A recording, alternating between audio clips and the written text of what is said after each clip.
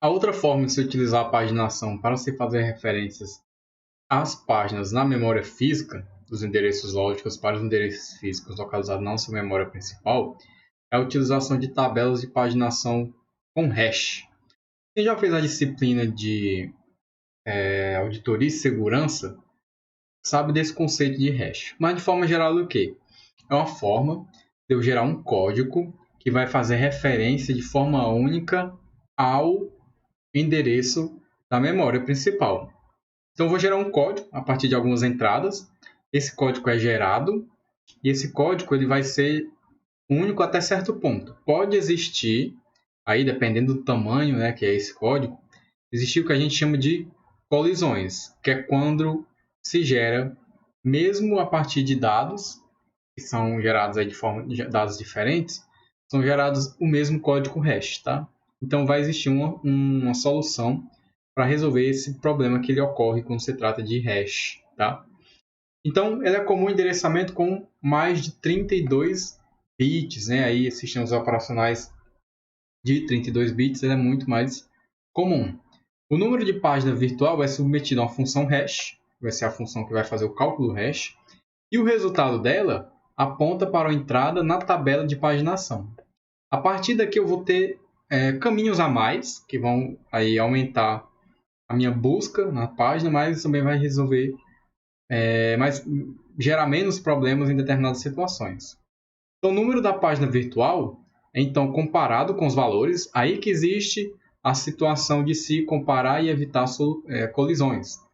É comparado com os valores nessa lista para localizar o quadro na memória. Se os valores forem iguais, então eu estou aplicando a função hash, então vou ter certeza que está apontando para o local certo. Se for um valor diferente, aí pode ter que tenha ocorrido uma tentativa de invasão da memória, né? Extrapolou a capacidade da memória. Nessa figura, ilustre aqui como é que funciona essas tabelas de paginação com hash. Nós vamos ter a página, o deslocamento, e com essas duas informações vai ser gerada a função hash, que vai ser levada para uma tabela, tá? Ele vai pegar essa função, jogar aqui e fazer uma referência à outra próxima página. Se esses valores aqui forem iguais, eles baterem, aí ele vai ser levado para ser direcionado ao endereço físico que está na nossa memória física, nossa memória principal. Se esses valores que foram gerados a partir da função hash forem iguais, então aí quer dizer que está fazendo referência correta ao endereço físico, tá? O endereço físico da memória. Então é assim que funciona a nossa tabela de paginação com hash. A outra e última forma de fazer referência às tabelas, às paginações e às nossas páginas na memória é a tabela de paginação invertida. Então, entrada para cada quadro na memória principal.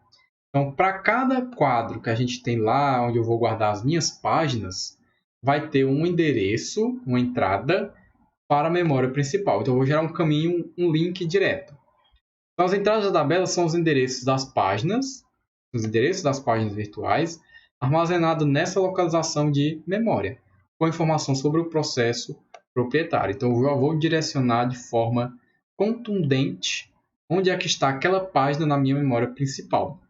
Ela funciona assim: vai ter o endereço e eu vou ter três atributos. Vai ser o PID, que vai ser o ID do meu processo, a página e o deslocamento. Aqui, ele vai fazer, a partir desse endereço lógico, uma busca na tabela de páginas, utilizando o PID e a combinação de página. PID e combinação de página. Só que esse tipo de paginação, ele gera justamente esse problema de busca. Dependendo do tamanho que é essa busca, e pode ser a partir dos milhões de páginas combinadas de PID e página, os dois atributos combinados, pode gerar um grande custo de busca, né?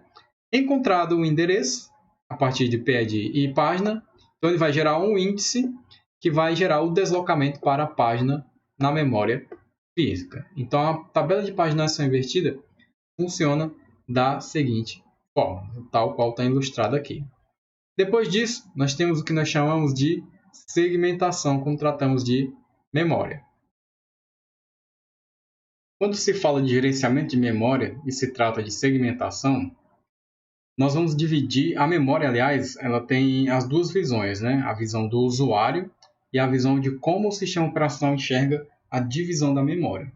Então, quando a gente fala de segmentação, vai ser a visão de como é internamente a memória subdividida, em que parte está cada uma das funções que sejam necessárias para se executar um processo, para se executar um programa completo. Então, a segmentação é um esquema de gerência de memória que reflete a visão que o usuário tem da memória. Como é que aquela parte lá está sendo gerenciada? Então, como é que ela está subdividida? Como é que está segmentada? Então, é isso que se trata a nossa segmentação. Então, o programa é uma coleção de segmentos, uma coleção de partes, né? Todo programa, todo software que você faz aí, utilizando o Eclipse, o NetBeans, utilizando qualquer IDE, ele é feito por pedaços. Então, o segmento representa uma unidade lógica como o programa principal, procedimentos, funções ou métodos relacionados àquele programa que esteja utilizando, objetos, variáveis globais, variáveis locais e variáveis globais, pilha de informação, tabela de símbolos. Isso tudo compõe um programa que é dividido em partes, ou esses segmentos. Então, essa aqui é a representação de como o usuário percebe o programa em si, né? Aquela rotina. Então, existe a parte das sub-rotinas do programa, existem as pilhas que são separadas, uma tabela de símbolos para aquele software, o programa principal em si, a classe Java, por exemplo, uma função específica, por exemplo, aqui a função do cálculo da raiz quadrada, RSQRT. Então, todo o endereço lógico é visualizado dessa maneira, de forma segmentada. Percebe que existem as partes direcionadas aqui para cada situação que é requerida dentro do programa. Então, a segmentação, o espaço de endereçamento lógico, consiste em uma tupla, que é composta do número do segmento. Qual seria esse segmento aqui? A subrotina, por exemplo, ele tem um número. E o deslocamento, né, que seria a parte para onde ele vai se direcionar na memória. Então, a tabela de segmentos mapeia os endereços virtuais em endereços físicos, tais como todas as outras fazem, e cada entrada tem o endereço que a gente chama de endereço base e o endereço limite.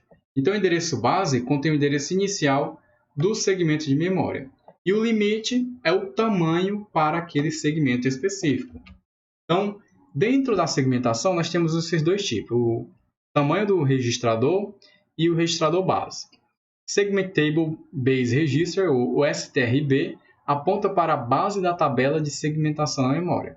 Então, esse aqui ele vai apontar para o começo. A base vai ser o começo do endereçamento de memória para aquele segmento. Vamos já ver a ilustração que vai representar isso bem claro.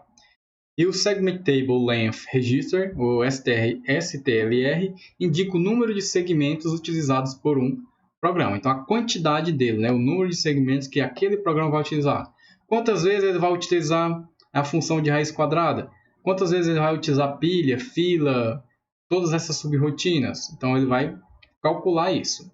Então, o número de segmento S, qualquer que seja o segmento, é legal se ele for menor do que o STRL, ou seja, se ele estiver dentro do intervalo ou dentro do tamanho do registro, né? Do segmento tabela de registrador. Então, ele vai, se for menor, então quer dizer que está dentro desse intervalo. Se o número do segmento é menor do que esse, então está dentro do intervalo. E aqui nós temos um exemplo ó, de uso e segmentação. Como é que funciona? Nós temos aqui 5 segmentos numerados de 0 a 4. Cada um deles aí possui a sua funcionalidade específica. Aqui é o espaço de endereçamento lógico, né? E para cada tabela de segmentos, nós vamos ter o seguinte, ó. Nós vamos ter o endereço base. Vou até dar um zoom aqui para ficar melhor. Pronto. Nós vamos ter o endereço base e o endereço limite. O endereço base vai dizer onde é que começa o meu endereçamento. Por exemplo, se eu estou aqui no segmento 0, que é o segmento responsável por uma subrotina de acesso a dispositivo de entrada e saída do meu programa. E eu quero acessar o endereço de memória de número 30 dentro desse segmento, então eu vou pegar o quê? O endereço base mais esse endereço 30. Então, vai ser 1400 mais 30. Então, ele vai estar dentro desse intervalo aqui. E o limite é justamente o que? Do meu segmento base, que é 1400, até o próximo, qual vai ser o limite? O limite vai ser de 1000. Então, 1400 mais 1000 vai dar igual a 2400, que vai ser meu outro registro, tabela de segmento, meu outro segmento base. A mesma coisa vai ser aqui, meu segmento base é de 2400. Então, qual vai ser o intervalo dele até o 3200? Vai ser o intervalo de 1100, 2400 mais 1100 vai dar 3200 e todo esse intervalo aqui vai ser utilizado. O segmento 3 aqui, qual é o tamanho dele? Vai ser 3200 mais aí o endereço referente a ele, né? 3200 até 1100 vai dar aqui o 4300, aliás, né? Aqui o segmento 3. Então, todos esses endereços que estão entre o segmento base do segmento 3 e o segmento base que vai começar o segmento 2, vai estar aqui interno. Todos esses endereços são utilizados para fazer referência aos meus segmentos da memória. Então, todos eles vão ter uma referência aí na minha memória. Então, essa parte de paginação e memória principal fica por aqui. Até a próxima aula.